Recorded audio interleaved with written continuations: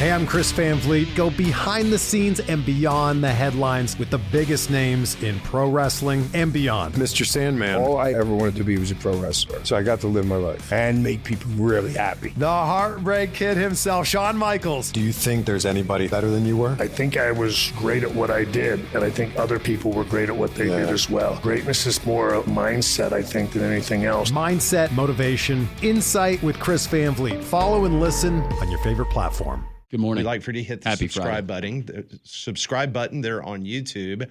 But Landrum Roberts is debuting a brand new Atlanta Braves jersey. So the rest of us here on the program, we're like, if you're going to wear a baseball jersey tomorrow, we're going to wear a baseball jersey. So please describe to our audio audience what you're wearing. And for those that are watching on television on HD, you can see that beautiful Braves jersey. This is the America 250 jersey that the Braves put out. I don't know if every Major League team put one out, but the Braves did. I saw it. It's red. It's trimmed in navy blue.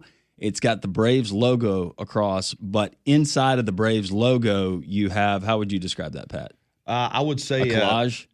Or a cornucopia of Americana. Yeah, a cornucopia of Americana.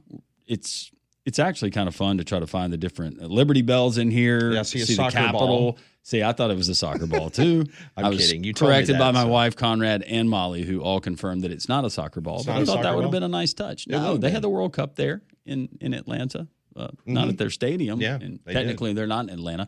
But anyways, it's a red jersey, and it does not have the Quick Creep patch on either side.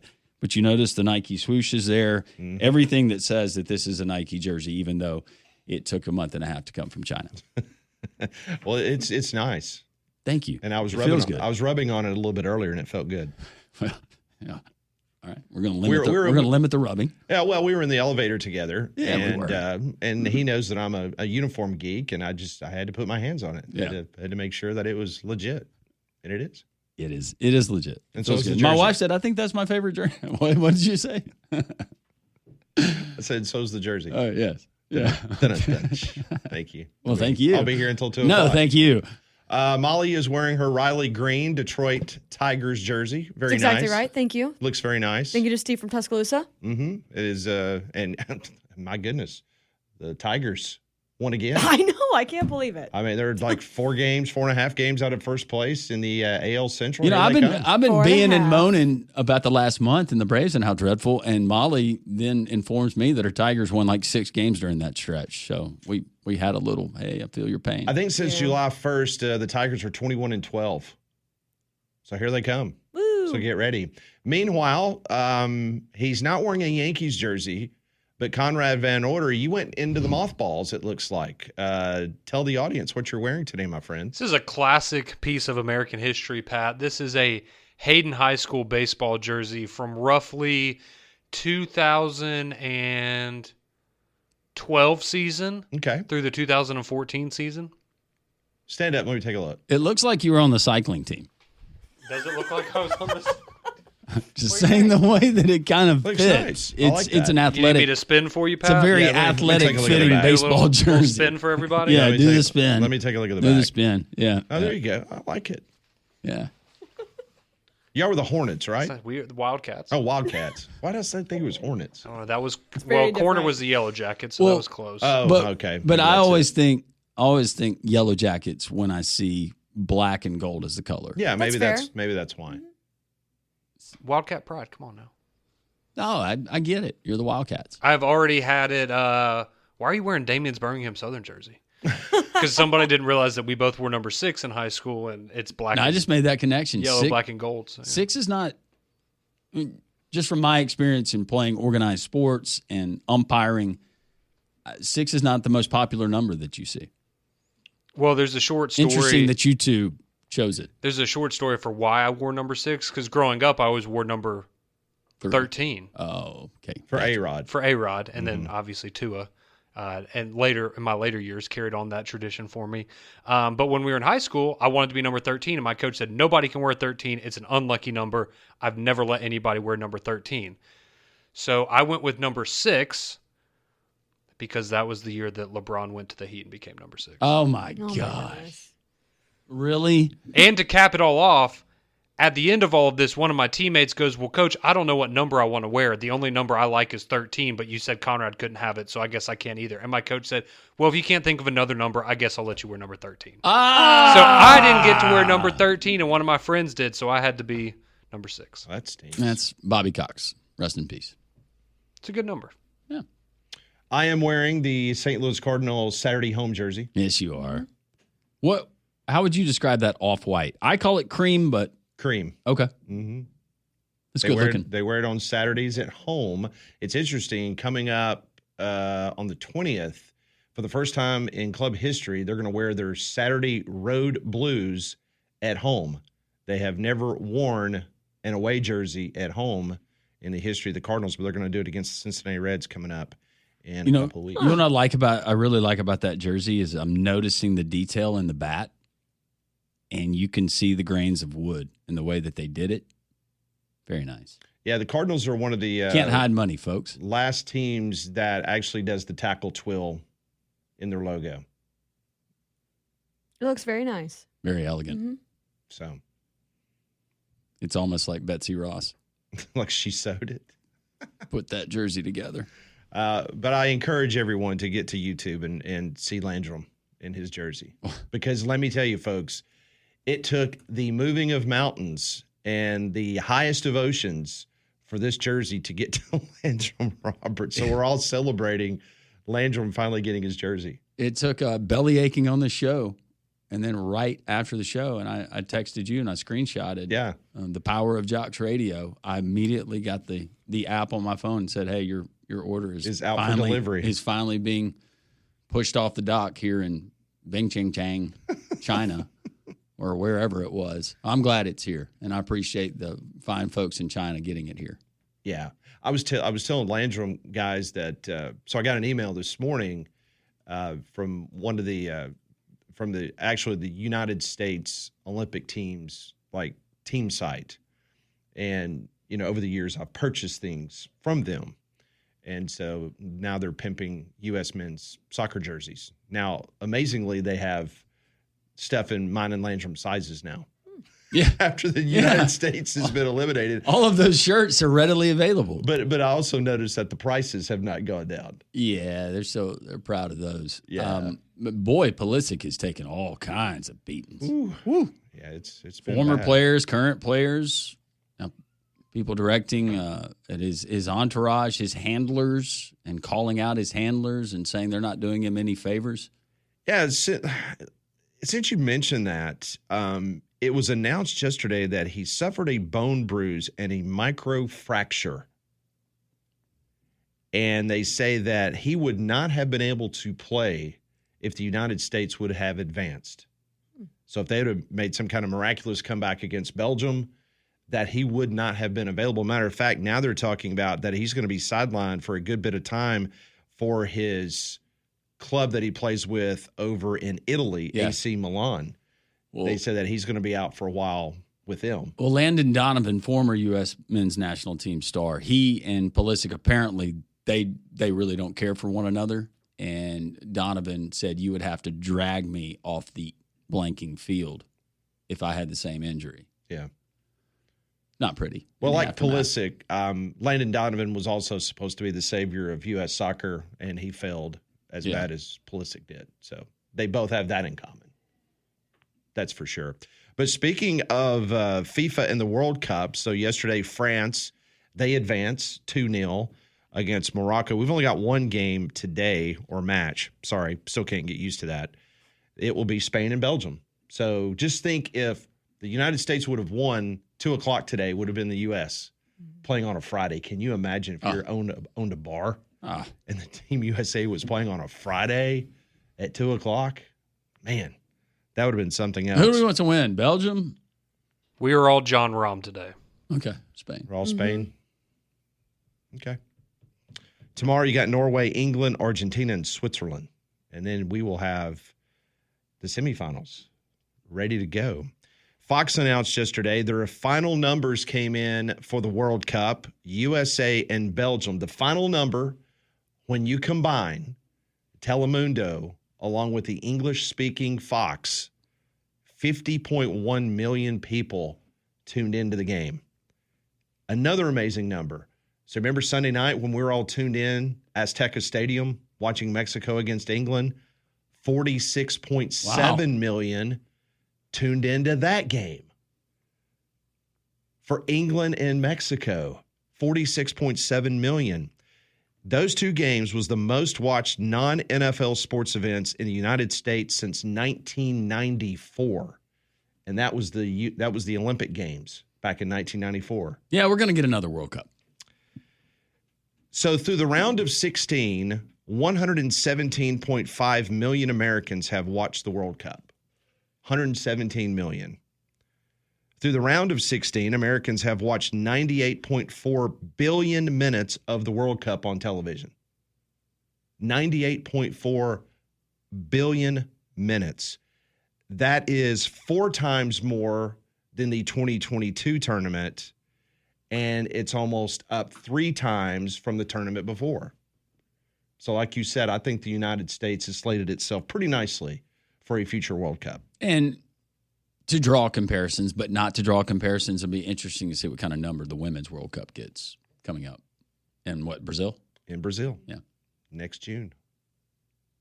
We still have to qualify. I'm using air quotes. Yeah. But we're currently number that group, I'm confident we're okay. Currently, we're number 2 in the FIFA World Rankings when it comes to the women's team. So, who's won? I'll find out. I'll look it up. Not a big deal. Japan used to be really, really good. Yeah. We've got time. I'll start scouting. Yeah. You got until next June. So, when we come back on Three Man Front, ESPN has released their first FPI of the college football season. Yes, we can get started now. Some very interesting numbers on a formula that nobody understands, but we like to talk about it. We'll get into that next on Three Man Front. We're going to talk some ESPN FPI coming up at the bottom of the hour. We'll talk to Wimp Sanderson, but I just saw this from Washington, D.C. This would be good news for everybody in our listening audience. I don't come across anybody that would have a problem with this, which is very odd when you start looking at things that potentially will get passed in Washington, D.C. But the United States House of Representatives, they're expected in the coming days to vote on abolishing the seasonal time changes under the Sunshine Protection Act.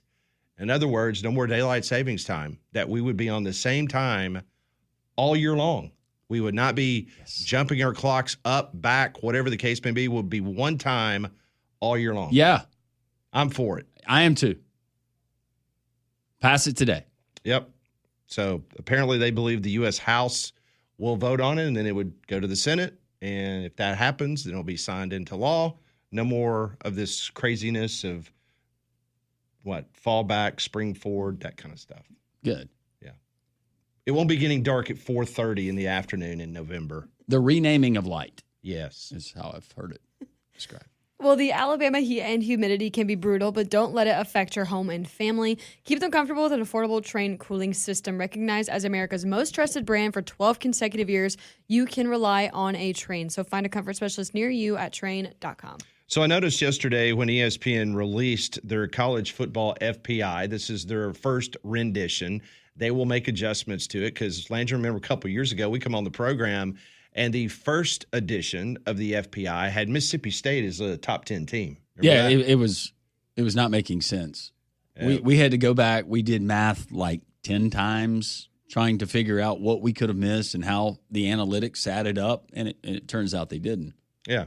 And then the next edition of the FPI. It was corrected. Yeah, they made the correction where Mississippi State was not in the top 10. And I'm not saying that maybe they miscalculated Alabama, but I was surprised, Conrad, to see that your Alabama Crimson Tide is a top 10 team. Matter of fact, they're ahead of the likes of LSU, Texas Tech, Texas A&M, Oklahoma, Southern Cal, Ole Miss, Michigan. They come in at number 8, according to ESPN FPI. Yeah, and when you look at kind of the breakdown of how they do the FPI, it makes more sense, right? Because they do, and I know a lot of people use this as criticism, but it does favor the SEC, and the main reason for that is because of the strength of the conference and the strength of schedule that a lot of these teams face, and so they're going to get the benefit of that. But you also they factor in certain things, recent recruiting rankings, they factor in recent success, historical data. So it's not surprising that a team like Alabama would maybe get a slight edge over an LSU with a new head coach coming in, a Texas A&M team that just finally kind of lived up to expectations for the first time in a while last year, an Oklahoma team that maybe you can poke a few more holes in and have a few more questions about their recent success. So, that's not where they're going to be in the AP poll to start the season, but number 8, yeah, it's nice to have a single digit next to your name. Yeah. Not mad about that. No, there's no question. I will want to, just for the purposes of the record, I want to tell you where ESPN had Alabama last year in the preseason FPI. Would you like to take a guess? Number 3. 6. Number 3. Well, that's not good if we're going based on the projections of last year. That would mean we're finished about 13th this year. So this is the way it was 14th. last year. Texas was number 1, Georgia number 2, Ohio State 3, Bama was 4, Penn State was 5. So Alabama and I think Penn they'd like a State- mulligan on a couple of those. Next was then Oregon, Notre Dame, Clemson. Clemson was 8 last year. Okay. LSU was 9, and Ole Miss was 10. Do you know where Indiana was? Do you have like the whole I thing? do. Which is- Indiana was 25. Okay, who's 20? Okay, that's good because Auburn's 22 this year. So there you go. See? So if Indiana could do it, then Auburn can do it. Auburn could be the new Indiana. That's You know right. who's 25 this year? Nebraska? No, Iowa. You Y'all guys, 30, I think. Yeah, we're 30. Alabama has a 93% chance of winning at least 6 games. Well, that's lower than the 96% chance I shared with y'all yesterday. Wait, who was on? Was it Michael Bratton that was on with us and said that Alabama was, not going to win 6 games or 7 games? No, he said 8 and 4 was their best case scenario. Best case scenario. Okay. Didn't want to put words in Michael's mouth. Well, it's easy to do. Yeah, so Alabama's scheduled win-loss projected, it's like 8.6. Meanwhile, you Auburn fans, a 69.8% chance, according to the FPI, of winning 6 games. I think you'll take that if you're 70% 70%, chance roughly we're yeah. going to a bowl game. Yeah. Mm-hmm. You'll take it. Take that. Absolutely. And as Conrad mentioned, the strength of schedule, which is always interesting. That is something that we debate a great deal once you get into the season. But it's interesting because in the preseason, you had every SEC team, for the exception of 2, found themselves in the top 15. 2 were not. Vanderbilt and Georgia. According to ESPN's FPI, Georgia has the easiest schedule in the SEC. Well, that's a nice change. It's not Texas this year, so that's nice. Mm-hmm. It is. Arkansas, according to the FPI, has the toughest schedule, not only in the SEC, but in the country. Next is Poor Silverfield. and this is the thing. The top 7 strength of schedule are all SEC teams. Arkansas the hardest, followed by Oklahoma, Texas, Kentucky, Ole Miss, Mississippi State, and Florida. That is your top 7 strength of schedule. Then you got Ohio State. Then it goes back to the SEC, Texas A&M, South Carolina, LSU, Mizzou, Auburn, Tennessee, and Alabama. Yeah, so 14 of the 15 hardest schedules in the country are the SEC. Shocker. Correct. Never would have guessed that. And meanwhile, not picking on Molly, she's not the one that makes the schedules, No, I'm not. but her conference that she graduated from, you want to talk about a bunch of patsy schedules. I mean, this is pathetic. Ohio State's the only one in the top 10. Michigan is 16. Northwestern is 17. USC is 19. Nebraska is 21. Good on y'all for challenging yourselves Yes. a little bit. But, I mean, you're sitting there looking at all these teams, the strength of schedule, whether it's Iowa 38, Rutgers 39, Wisconsin 40, Penn State is 62. Oregon and Indiana, they have just cakewalks, all things considered. Well, let's just not only pick on the Big Ten. Let's go over to the ACC, where Florida State, according to the FPI, they've got the hardest strength of schedule. That's 22nd best in the country. So 21 teams in America has a tougher schedule than the ACC team with the toughest schedule. You got Florida State, followed by Boston College, Stanford, North Carolina, Georgia Tech at 32, Clemson at 35, Syracuse at 41. The Miami Hurricanes, who most people, including most of us on this show, believe that they will potentially be one of those teams that could play for the national championship this year. According to the FPI, they were middle of the road in the ACC. They're 45th best in the country when it comes to their strength of schedule. And just to be fair, we'll look at the Big 12 quickly. The toughest strength of schedule in the Big 12 is Arizona State at 30. So 29 other teams in college football has a tougher schedule than the top team in the Big 12. Well, then you ask the question, well, what about Texas Tech? What about Texas Tech? Texas Tech is dead last in the Big 12 based on their strength of schedule, and they're 71st in the country. Now I'm going to need to see that Texas game. Yeah. The Kansas Jayhawks, they have a tougher schedule than Texas Tech, according to the FPI. So does Central Florida. So does Kansas State. So some interesting numbers. And listen, we had Brad Edwards, who used to be one of the big wigs at ESPN Stats and Information. He would come on the show every year, and he would do his best to try to educate me and Landrum on the FPI. And it is, even the people that work there have serious questions. Yeah, it's a mystery machine. It really is. Mm-hmm. So we love it because we're still 2 weeks away from SEC Media Days, and we love this type of stuff, and we will dive into it, and we will share it with you. But I just would not put a lot of stock in any of this. Well, and to just, poo-poo on the other conferences a little bit more, it is kind of funny. Like Ohio State, they have the best Big Ten conference schedule, or toughest. Why is that? Because they play Texas. Texas. Florida State has the toughest schedule in the ACC. Why is that? Playing Alabama. Play at Alabama. Mm-hmm. Good point. And Arizona State plays Mississippi State this year, right? They played them 2 years. I don't know. Did they play again? I didn't know if that cycle was done. Yeah, I'm not sure if it is or not. The good news is for Miami in the strength of schedule, and we're going to be pointing to that, I'm guessing as we get closer to the committee making their decision on who gets into the college football playoff, you've got Notre Dame, so those two will help each other's resume. Mm-hmm. Now, winning that game, as we saw last year, the head-to-head, how the committee looks at that. But other than that, on Miami's schedule out of the ACC, who's going to be that team? So I think Conrad has, he's figured this out. They do not play Mississippi State this year.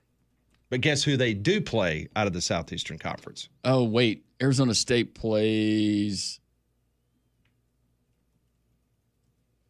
Much better than Mississippi State. Did they play Ole Miss? Is it LSU? Texas A&M. Okay, Texas A&M. That's it. That was it. At College Station. Yeah, it's almost like the other conferences need us a little bit to boost them up sometimes. Isn't that amazing? Yeah, but they would tell you otherwise. That No. we need them desperately, but No, based on the Big 12 media of Correct. the last few days, Correct. that they are right. Miami's first 4 games, Stanford on the road, Florida A&M, Wake Forest, and Central Michigan. well, it's gonna be tough, Landrum. And FSU Dave also points out to us on the text line, 205-834-9450, not only does Florida State play Alabama, but they play Florida. Yes, good point. So another reason why Florida State is up in the strength of schedule portion of the FPI. Y'all need anything else the rest of college football? I mean, can we do anything else for you? Well, we're handing them national championships on a silver platter now because we're not even getting to the game. So No. we're doing everything we can to help them. Yeah, we're killing each other during the season playing the 9 conference games now. This is retribution for the Saban years. Yeah, coming back. Coming up next, we will talk to Wimp Sanderson, brought to you by Craneworks. It's a Friday edition of 3-Man Front. 10:32 here on 3-Man Front on the Friday edition. The coach Wimp Sanderson presented by Craneworks coming up momentarily. Little news out of the Big 12. Iowa State's athletic director, Jamie Pollard, set to retire in 2027. He's done a wonderful job, really, in his time there in Ames with successful basketball and football hires and very outspoken here recently about the state of the Big 12 and the state of intercollegiate athletics. But Jamie Pollard, a good one, the AD there at Iowa State, tired of losing coaches like Matt Campbell, retiring in 2027. We're going to have rain this weekend. No-Toe Roofing, that is the company that you need to turn to. Matt, Sammy, No-Toe, I've known these guys for a long time. They're going to take care of you. Locally owned and operated, as I mentioned, but they got a talented team, and the crews that are here working in Central Alabama, the one that came to our home at the Roberts House, replaced our roof. They're going to do a wonderful job, truly professional in everything they do. They're going to get there early, and when they leave, they're going to clean up after themselves. Everything is going to be perfect, and you're going to love your new roof. No-Toe Roofing, NOTOroofing.com. That's NOTOroofing.com or 205-848-2299. When Sammy answers the phone, tell him Landrum from Three Man Front sent you. It's always a highlight of the week for us to get a chance to catch up with Coach Wimp Sanderson, brought to you by Craneworks. Lift it, load it, grade it, grind it, move it, haul it, rig it, dig it, Craneworks, Rentalworks, yeah, the big dog's got it. Wimp Sanderson on Three Man Front is brought to you by Craneworks. Lift it, buy it, rent it. The big dog's got it. And now, Wimp Sanderson. I faced it all.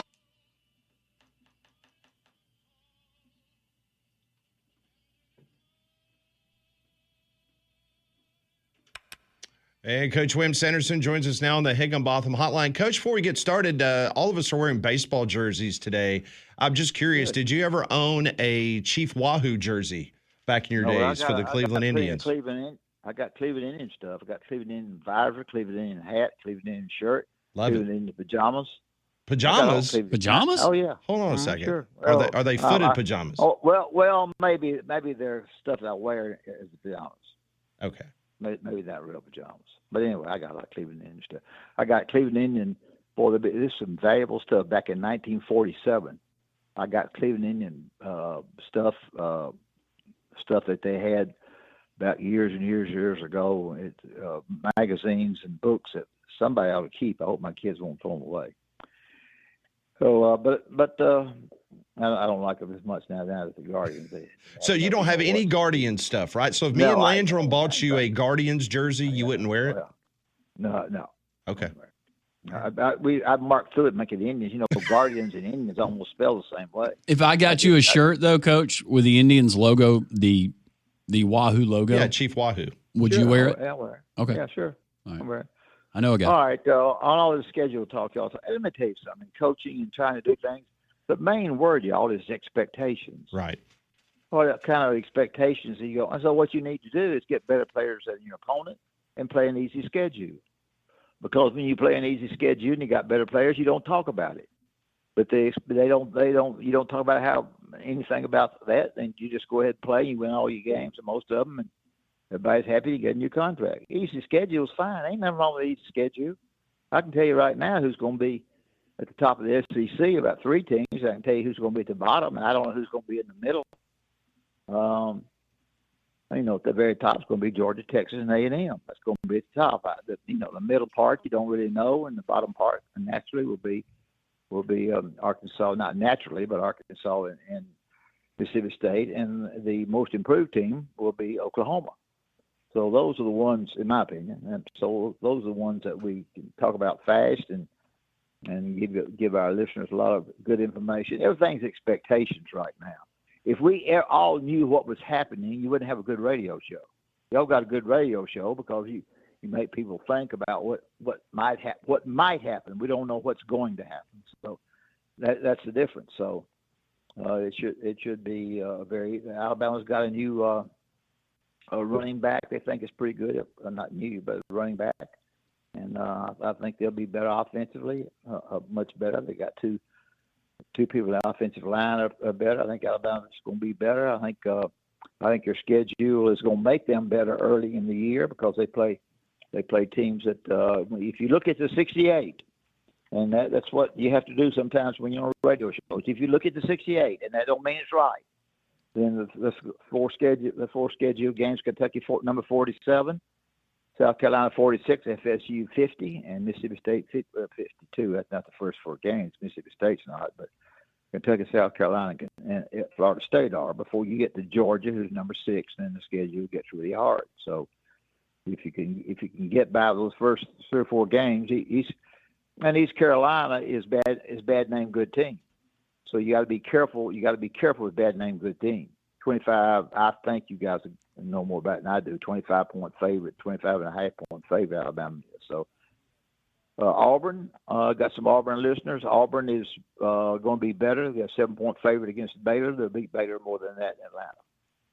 Baylor's down a little bit. I don't think Baylor can beat Auburn over there. I think they'll get a running game going. And so I already said a whole lot. So anyway, when you look at the most interesting thing for me will be on my show today, where I had somebody on from LSU, and is LSU plays Ole Miss. That'd be very interesting to me. I want to know if Lane Kiffin on his own 25-yard line is going to go for it on 4th and 4. Does he have the to go for it on 4th and 4 at Ole Miss? I don't think he does. He might, but I doubt it. 4th and 4. Oof. No. What do you think that crowd is going to be like? You can't get enough policemen there. Yeah, you can't be. It's according. I forget what time the game is. I should not be on here without telling you. It is prime time, Coach. Nighttime. Okay. They're in Oxford. Okay. Well, by the time they get there, even though it's not Baton Rouge, where they drink more whiskey than they do at Oxford because they can't buy it as fast as Oxford, they'll be soured up where they'll be ready to go. There'll be policemen everywhere, so it'll be.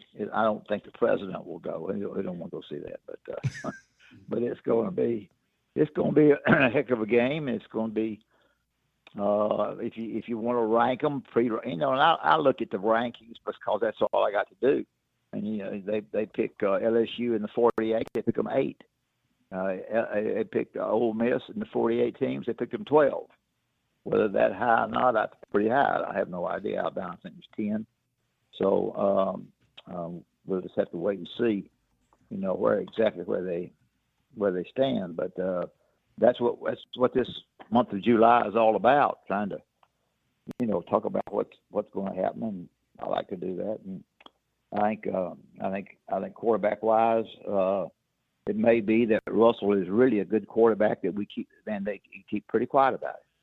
They don't say a lot about that, and I think that's good. He'll get out there against Mac, see who's the best and the other kid, and see who's the best. But Russell is supposed to be very good. Now, you're as good as your offensive line, and I think they picked up a couple of offensive linemen that are pretty good. The schedule is favorable for the first 6 games. When Georgia starts, it's not very good. It's pretty hard. You do have a break in there one time when you're off, but you got the Tennessees and LSU's when you play that. And Auburn, I think, is going to be better because they're going to run with it more. So, what else? By the way,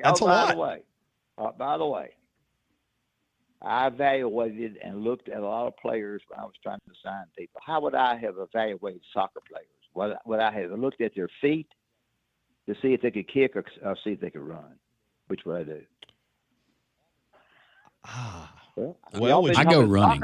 I'm trying to get on. I go running, Coach. I'm going to go soccer. I mean, I'm going to go them kicking, and the reason why is because hand-foot coordination. I mean, eyes and foot coordination. Yeah. One is saying, I'm the head soccer coach. I'm sending you 2 guys out. So one of you, Andrew's saying, I'm going with speedsters. He's going with speed now. Pat's going with something else. He's going with feet. That's right. I'm going. I want to see how hard you can kick the ball. Well, I'm one of us going to get fired if I'm going to pick out the one that got me the best player. So I'll have to give me another coach. Because one of them came in and said feet, and the other one said running ability. Yep. What about? I want Congo-like speed, like we saw from that team from the Congo. What about fat guys? What about fat guys? Well, I'm not talking about. I know you don't want fat goalies. But do you? How many players are on the team? 7? No, a little bit more than that, Coach. It's 11. How many? 11? 11. Yeah. 11 players on each team? Yes. I thought it was 7. No, it's 11. Now it might be 7 down at your local park if you drive by there and they're playing. That's a lower classification. They play 7 on 7. No, I thought I counted them on 9. I thought it was just 7. Of course, I can't count after 6. So we played like there are only 7 people out there, Coach. It seemed like Belgium had like 20 out there, and we had 5. Yeah, Belgium was darn good. Yeah, they were good. But it's 11 on 11, Coach. Yeah. Okay. And how to if you go out and to evaluate people in your country, I guess you have to get them out of your country, don't you? You can't go to another country and bring them into your country, can you? Can you? I mean, as long as you can get a visa. Yeah, I think you Well, can. that's a good. I think that's a pretty good question. Can you go to another country and get a guy to come to your country? Can you? I would say it's a little bit more difficult these days, Coach, than it was 4 years ago. Yeah. Well, I hope somebody calls in after I hang up, tells me whether I can go from, it's because some people they don't know I don't know where the other country. They don't even know about it. So, listen. A couple of weeks ago, you told us that you weren't going to watch a lot of it. I mean, and just because of this, because of the scheduling. But I mean, did you? What was your overall impression of the United States, Coach? You've heard it for the majority of your life, just like we have. That the U.S. soccer team was on the cusp of becoming the greatest sport in our nation, and we keep falling flat on our face on this men's team. I mean, what did you think of their performance? I think they played hard. I just don't think they were as good. They made a bad mistake in that game. I didn't see that mistake. What was the mistake they made in that game? Well, the goalie made a goalie couple came of them. out and yeah, that's what he whiffed. What happened there? He whiffed, and he had come way out of the box, and it was an easy goal for them because nobody was back. Okay, well, that we played more defensive, Coach. Based on me and Landrum being experts now in soccer, we did not think we attacked well enough. Well, I think you play too much at midcourt. I think you got to get the ball down there and kick the crap out of it. Get in the paint, Coach. You got to get in the paint to your get bigs it down to the post. And tell him don't dribble, don't put the ball on the floor. Go up with it. Well, I don't know what the paint is in that soccer crap, but it's just that box, right? Yeah, I think that's what it would be. That's what I call it. And your goalie's got to be good. Yeah, you can't have no dog goalie. No, and no 6'7", 6'8", like a good wing. As Coach said, you can't have a fat goalie. No wingspan though, Coach. Okay. Well, the other game the other night they had a kickoff to see who won. Yeah, you knew that, didn't you? On the kicks. Yeah, on the kickoff, and it went 4 times for somebody won. I think didn't it? On the kickoff. Yeah. Both they both did a good job for about 3 kicks each, and then fourth kick somebody won. Is that correct? It's the best out of 5 out of your 5 kicks, and then you alternate players. All right, now after 5, what do you do then? I have no idea. Okay. Well, you can't. I have no idea what they do. I guess one after 5. Well, what if nobody makes one? Is I think what you're asking, that's right? the question I'm asking. I thought you two goobers would know. No, I don't know. What happens, Pat? Do we do it again? Yeah, we absolutely do it again. So we just start over? No, you go one by one. Yeah. You don't have 5 more kicks. I guess it's until you make one and the other team misses it. Yeah. It seems pretty silly to me, Coach. Yeah. Well, I think they should just keep playing like nonstop. Yes. Well, I think if I were one of those countries, that's how you decide. I would find out the best player in the other countries, and I would fly my assistant over there and get them, steal them, bring them to my country. That's what I do. There's anything wrong with that. To come? No, not at all. If you got some, you can't take them against their will, but yeah. Well, not against their will, but if you got enough jacket, it won't be against their will. This is true. Against their will. I'm not coming to your country. You know, how about a couple of me? I'll be there tomorrow. Yeah. That's the way that goes. That's a good philosophy. That's what I do. Well, I've said enough, and to that advertisement y'all do about the guy being able to play golf half price over 60. Mm-hmm. I don't think I'll teach Sonny over 100. If you're over 100, you get to play. I'm going to teach Sonny how to play. He doesn't know how to play. You need to, Coach. That'd be great. Yeah, Sonny plays tennis, but when you're at the net, you ain't got to move. You scratch your nose. You don't do jack crap and stick your racket out there. That's all you do. You don't play. Oh, Coach is so tall. And when you're in the back, the only word you say is long. That's all you say, long. That's right. So, well, I don't know what else I could tell y'all. Y'all doing good, but those teams that Alabama plays, Alabama has, and I think this too about Alabama. It's going to be interesting to see because people get on to them about 3 stars. I've already got that star stuff, so I'm not getting on this show about that again. But I think it's the abilities that the assistant coaches have and the guys that they get for your head coach. And I played golf with Kalen DeBoer, and he's the nicest guy in the world, and I think a good football coach that knows the score. And we'll see what happens. So that's about all I know. Well, Coach, tell us about our good friends at Craneworks. Well, Craneworks outstanding. Get on craneworks.com and you'll see David and them will do a terrific job. They'll tear it down. I'll build it back up for you and do anything they possibly can to help you. If you'll take any kind of equipment that you take to Craneworks from Craneworks, they'll bring an operator with them to help you, and whether it's Huntsville or Mobile or Nashville, wherever it might be. Craneworks is the absolutely best. So David and them have done a terrific job. Appreciate you guys having me on, and good Lord willing, the creek don't rise. I'll see you next week. Amen. Thank you, Coach. Thanks, we appreciate Coach. you. See you.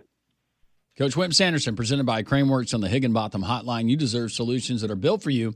Higginbotham is your one-source solution for insurance, financial, and HR services. The Friday edition of Three Man Front continues.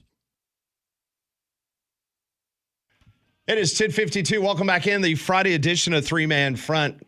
Always awesome to talk to Coach Wimp Sanderson. If you missed that interview, you can always download it on the Three Man Front podcast. Take us along wherever you go. I know a lot of folks still on vacation. Got a couple more weeks before kids get back to school. Whether you're going down to the beach, the Gulf of America, or you're going to the lakes, take us along. Download the Jocks 94.5 app. Watch us on YouTube. Hit the subscribe button. We appreciate that greatly. Text line is open, 205-834-9450. We take you there now. And Dave firing in and saying that new players take turns on the penalty kicks at the end of a regulation and injury time, I guess, if the score is still tied in soccer. Trying to catch everybody else up on the context. He said, but you can't use any of the first five until you go through all of the team, and then you start over. All right, good.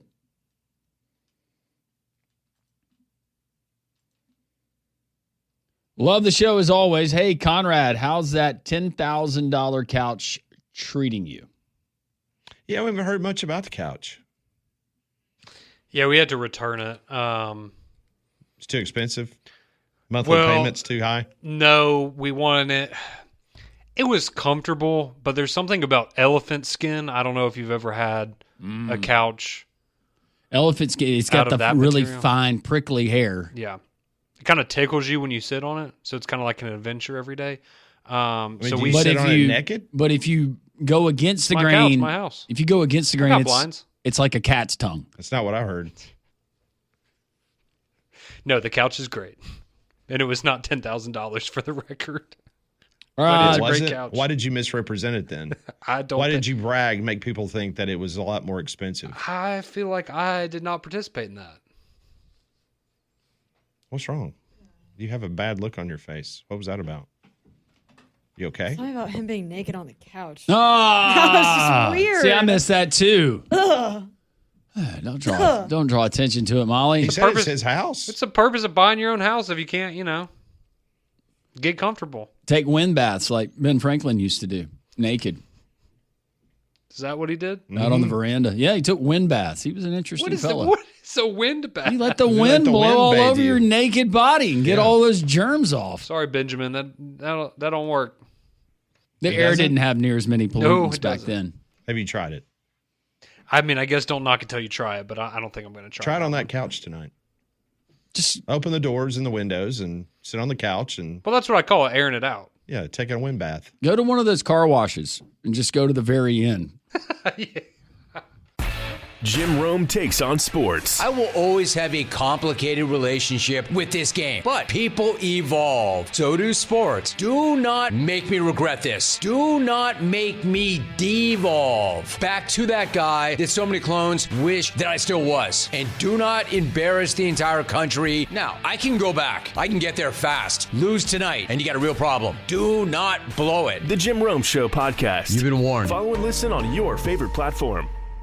The United States Soccer Federation presents the U.S. Soccer Podcast. I'm your host, Megan Klingenberg. One thing I promised you is an all-access pass that you wouldn't get on any other show. And we found out that whoever comes on scores a goal. Burhope, Freeman, Trusty. U.S. Soccer Podcast magic is real, people. We still got plenty of coverage all throughout this World Cup. Okay, let's get into it. The U.S. Soccer Podcast, presented by Henco. Follow and listen on your favorite platform.